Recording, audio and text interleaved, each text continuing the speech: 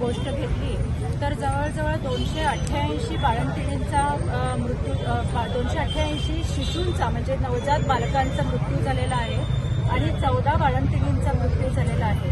हे अत्यंत घाणेरडी गोष्ट आहे की अशा बीम्समध्ये जिथं अत्याधुनिक आता हॉस्पिटल तयार झालेलं आहे परंतु तिथं डॉक्टरांची, पॅरामेडिकल स्टाफची, नर्सिंगची सगळ्याचीच कमतरता आहे। अजूनही बीम्सच्या नवीन हॉस्पिटलचं ओपनिंग झालेलं नाही आणि सर्वसामान्य जनतेला मग न्याय मिळणार कसा? आता कितीतरी छोट्या छोट्या खेड्यातनं बाळंतिणींना घेऊन महिलांना घेऊन इथं डिलिव्हरीसाठी घेऊन येतात। परवाचीच गोष्ट एका स्त्रीला फिट्स येत होत्या, तिच्या पोटात अगदी बाळ म्हणजे ती मृत्यूच्या घटका पोहोचत होती पण तिला इथं सोय मिळाली नाही म्हणून पुन्हा हुबळीला किम्स हॉस्पिटलला पोहोचवण्यात आला आणि वाटेतच तिचा मृत्यू झाला।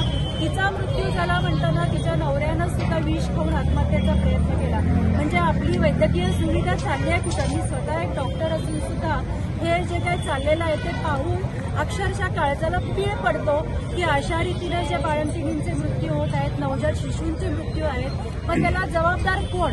इथल्या आरोग्यमंत्र्यांनी, कर्नाटकाच्या आरोग्यमंत्र्यांनी याची नैतिक जबाबदारी घेतली पाहिजे।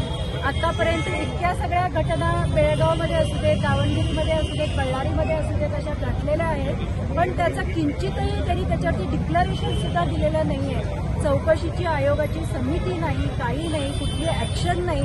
हे फक्त नुसतं शो दाखवण्यासाठी त्यांनी हा सेंटिनरीचा देखावा बेळगावात घातला होता।